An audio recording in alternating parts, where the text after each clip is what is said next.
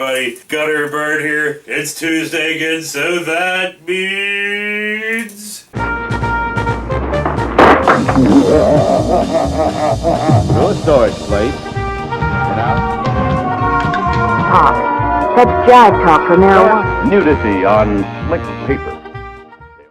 It means keep off the motherfucking grass. Keep off the grass. Get off my lawn! No, not that grass. You know, the wacky tobacco. Oh, the wacky tobacco. Yeah. Ooh, the Schedule 1 drug for some fucking The reason. 1969 anti-pot film that sometimes seems very logical and other times very fucking stupid. And then they're very hypocritical and stupid. And you're like, fuck you. You know what I mean? Like, yeah, I'm sorry.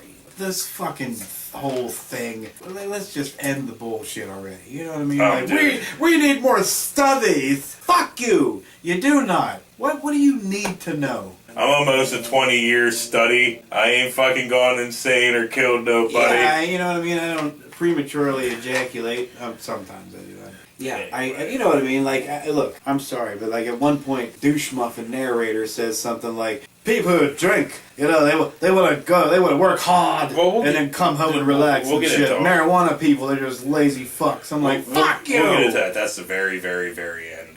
Fucking whenever Tom's talking to the cops. So it starts with this old lady here. She's vacuuming her fucking rug and she finds the fucking title. She's scared. And the fucking joints. She's scared that dust around here. And then, you know, we get to meet Tom and his dad. Tom's fucking 42, his dad's fucking 80.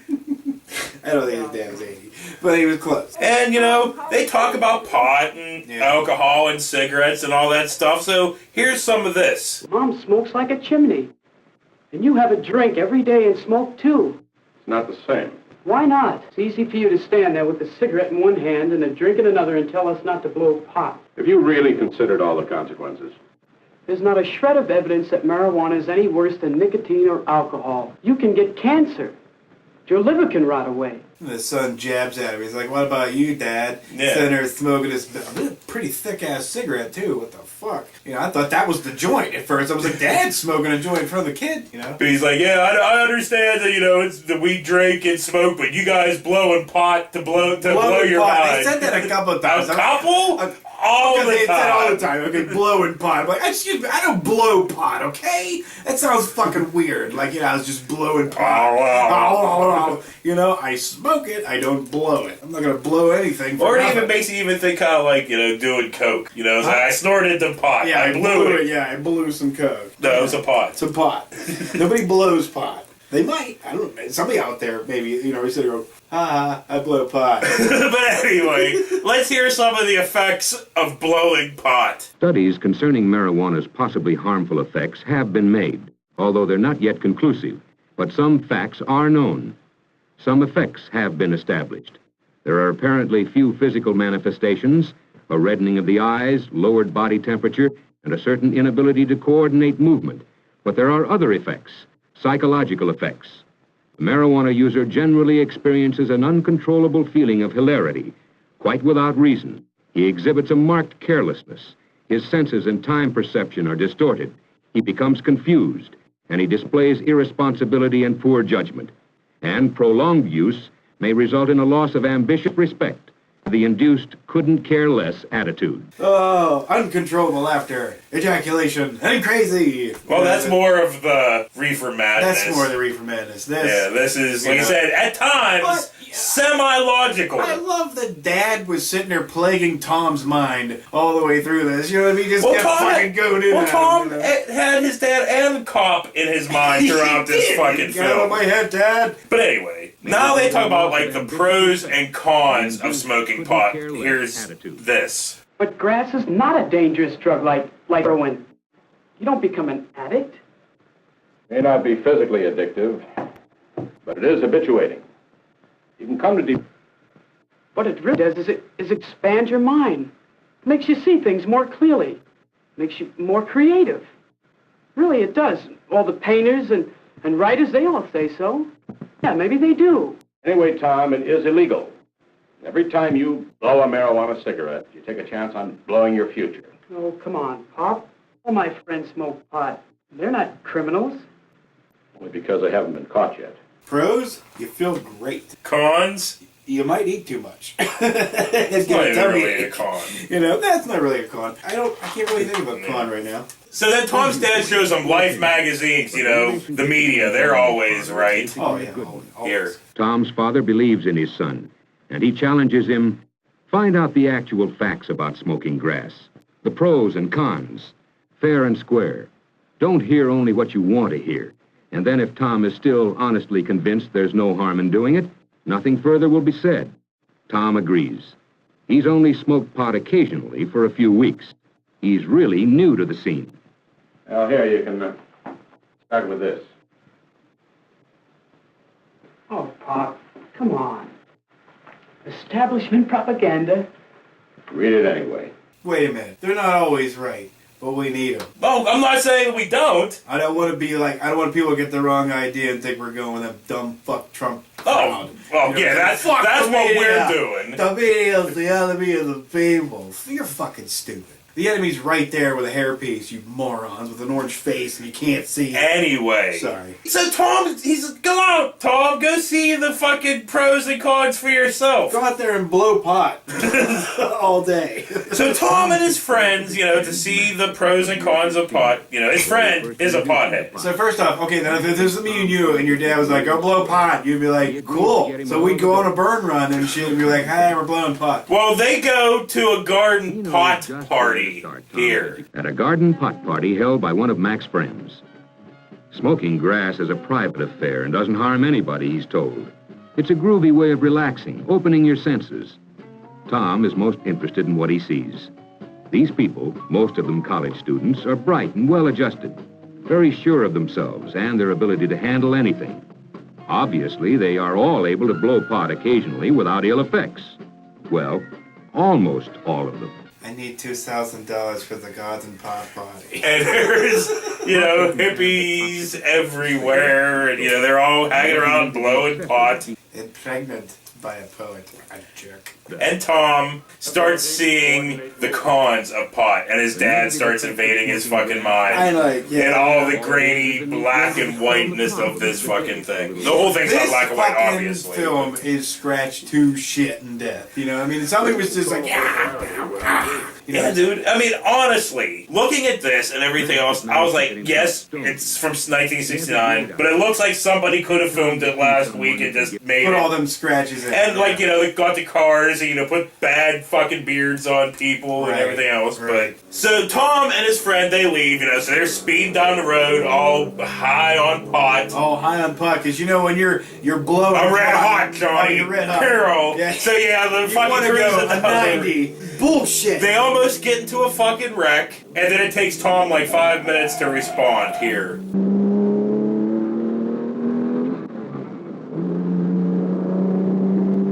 Irresponsibility and poor judgment. Where's your head? Quit bugging. Nothing happened. Such bullshit. When have you ever driven fast when you were smoking? You know, if you took a burn run, when did you ever fucking go 90 miles an hour? You know, you don't do it. But anyway, so where does Tom and his friend go? They go to the head shop. I love the description of the head shop. Here's the description of the head shop. Mac takes Tom to a psychedelic shop, a head shop. The place is something else, out of sight. A pot smoker's supermarket, a psychedelicatessen. It's out of sight. I can't remember what the dude said. What did he say? He did. He said it was out of sight. But he said something. He said something about psycho. He said fucking something. Oh, it doesn't matter. Now, you heard it. And now we get to meet Harry, the owner of the head shop. Take it away. Harry is a real veteran of the grass scene, and he gives Tom the word. He's very persuasive. Everyone, but everyone's on grass. All the big ones, of course. The best writers, the best musicians, the best... It's definitely the scene. Harry looks like Jesus' cousin. So they go in the back, and then they all just start looking at the fucking psychedelic posters. And Tom's like, hey, this is great. Who's the artist? Tom is impressed with the imaginative, creative posters displayed on the wall. And he asks Harry about the artist. But it's Mac again who has the answer. He knows the artist. Man, he painted those posters a couple of years ago. His pad's nearby. Why not go over and meet him? Why not, indeed? So they leave the head shop, and they run into these fucking hippies, which, hit them up for some spare change here. Hey, man, got any spare change? Sure. Here. Loss of self-respect. Yeah, they were like the homeless dudes from South Park. Change. And then they go to the artist's house. And, this artist, which was supposedly really good, did all his psychedelic posters and whatever. Now that he's on the pot here. This new work, now that's out of sight. They look like shit. Yeah, they do. They look like fucking shit. That's his fucking work now. Well, obviously. And of course, Tom's dad comes in and tells us pot's some not shit. going to make you a better artist. But yeah, you're right. It's not. Pot doesn't do that kind of shit for you. It doesn't make you a better cook or something. Even though people say that, like, I'm so much better cook, but I'm high. No, you're not. You're a good cook. You don't need to be fucking high. So then the artist's wife busts in for this reason. Waco, I'm quick. Bunny is Waco's wife. There's trouble, big trouble. The man is busting her younger brother. Her brother or something's getting arrested, busted for buying pot. Oh, blowing it. And nowadays, a whole group of kids come running at two cops, man. Oh, It's gonna be fucking massacre. A massacre. They're gonna be tasered, fucking sprayed, shot, neutered, whatever the cops are into these days. So the brother gets arrested, and for whatever reason, all of the kids go to the police station to kind of just hang out in the waiting area. Why? I don't fucking know. There too? I don't know. So Tom, wandering around, being bored, I would assume that would be what it would be super fucking boring. Right. Wanders around and sees the educational case of drugs. Remember that when they used to bring it to school? Oh, yeah. I'm pretty sure they probably don't do that anymore. Well, But there was just this big wooden case that had all this fucking drugs and stuff Not on if it. they bring it to the school and then half the shit's missing before they leave. They're like, whoa, hey, wait a minute, didn't we have Coke? And So then this cop fucking notices, comes over, and then they start talking about the facts yeah, of blowing the pot here. What are the facts, he asks. Easily, with friendly informality, the officer speaks to Tom. No lecturing, no sermonizing. Pot smoking, quite apart from being illegal, is a problem. The psychological dependency generated by pot is probably its greatest danger. Plus the fact that so many young smokers who can't cope with the everyday problems of growing up seek an ersatz maturity through it. Kids who get high repeatedly don't want to come down. There's a wholesome abandonment of goals and ambitions. They've found a world where they seemingly have no problems. That's the cruelest hoax of all. And now the cop brings him over to the filing cabinets and kind of shows him some files. Yeah. Illegal. And then they talk more about facts.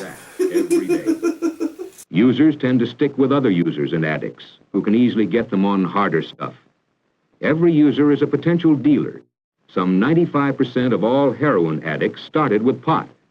Not every pot smoker goes on to heroin, of course. A personality factor is undoubtedly largely responsible for that step. Very likely the same personality factor which turned the user on to pot. Yes, organized crime is involved in pushing marijuana. After all, it may well be a first step to real addiction, where the big money is. And every pot smoker indirectly supports big-time narcotics dealers and criminals. These dealers sometimes even get cute. They've been known to mix other drugs in the grass, hoping for a quick and dependable push towards addiction.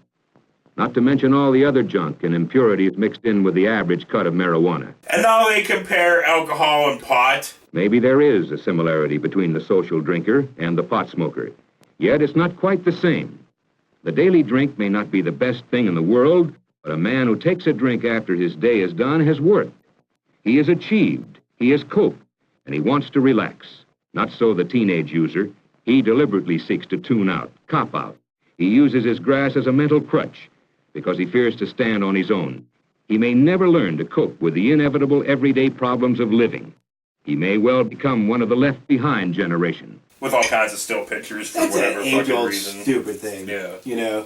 Like, what's better? They're both not that great for you. I mean, I'm not going to say pot's wonderful for you. Like, hey, I would never advocate drugs or alcohol to anybody.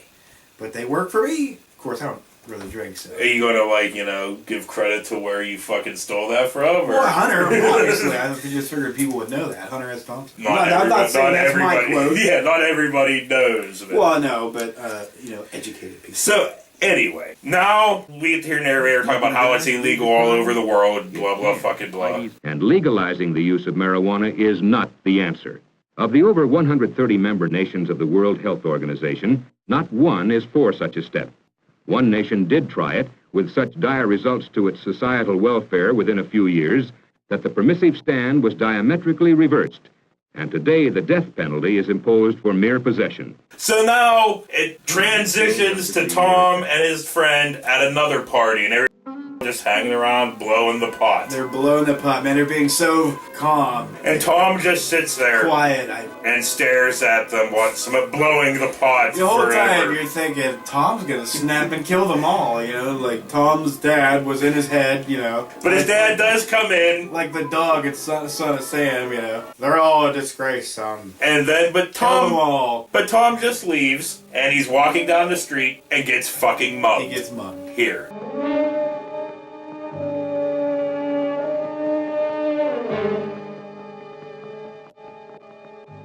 It can lead to crime. You look like you've got bread, man. Give. Somehow they blame that on the pot. And then it's like, wait, wasn't the cop that was starting to invade his fucking head then? Yeah. And he was like, you know, sometimes I do whatever. And he was like... So it fucking transitions to Tom. He's sitting on a bench at his school or whatever, and he's thinking about so Tom's okay then. They didn't fuck him up or anything. No, they just stole his money. Took his money and walked away. But anyway, that's how I'd like that. Here's Tom and the narrator thinking about pot. There are still too many unanswered questions about the effects of smoking marijuana. Exhaustive tests are being made. Let's wait and see. Seriously, if you are going to get mugged, wouldn't you just rather it be like, here's the money, and they're like, thanks, bro. Yeah. Glad we didn't have to cut you. See ya. And then his friend comes up and offers him a fucking joint. Man, you look uptight. You need a little grass. No, around the house. No thanks. Tom does not accept said joint. Then this fucking 12-year-old kid comes up and buys said joint. Yeah. And then, you know, Tom's like, hey, that's just a kid. He's just a kid. And he did the fucking thing And then his friend says this. He's old enough to have a buck. He's old enough to blow pot. Easy money, man. I was waiting for him to do like a Jason Mewes, you know. What was that line he did in Clerks when he was selling his shit? It's like, put that shit in my hand or something. What the hell the fuck did it go? That was like... Wasn't it the Clerks, the first one? No. You know about like the Jungle Love? Oh, yeah, it's $50 a little bit. Yeah. Yeah, that's fucking JS on Bob Strike Back. Is it? Yeah, because of Morris Day and the Time. They get in that whole conversation with about Morris Day and the Time. Oh, shit. And then, Embry comes up. Yeah, I haven't watched any. Well, I've watched Clerks semi-recently within the last year, but I mean, they were out front of the store for so long in that movie. But yeah. I thought it was part of that one. Fuck. No, noise. That was the first Clerks. Shit, man, I got him too mixed up. But yeah, I was expecting him to fucking do that to that kid. But anyway. Nobody, unless you're a total fucking asshole, you're not going to sell anything like that to a kid. You're not going to give beer to a kid. You're not going to do any of that shit. You know, unless you're an idiot. But anyway, fades to Tom here working on his car. His dad comes out. He goes and talks to his dad through the narrator. One afternoon, Tom again has a talk with his father. He's looked at both the pros and cons of blowing pot. He's not convinced that grass is all that harmful, but there is room for a lot of doubt. Why don't we wait and see?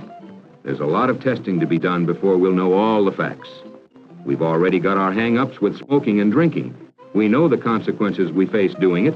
Why add another hang-up by blowing pot? Yeah, Dad's like, I'm gonna go golfing, son. Probably have like 6 or 7 Bloody Marys. And then he says, about how he basically won't blow pot here. It would be stupid to take a chance. After all, he's no psychological cripple, unable to cope. Who needs a grass crutch? Much better to keep off the grass. I won't blow pot, Dad, but I am going to start blowing dudes. And then it fades, and it says, blah, blah, blah, Santa Monica Police Department, blah. So yeah. We made all this shit up here. That is keep off the grass. Yeah. So all you people out there, keep that in mind. I'm going to make one. Keep off the grass. I'm gonna make one for us called "Lay Off My Ass." You know, let me do what I want to do. You fuck. If I'm not hurting you, piss off. On that note, for Bird Gutter, we'll see you next week.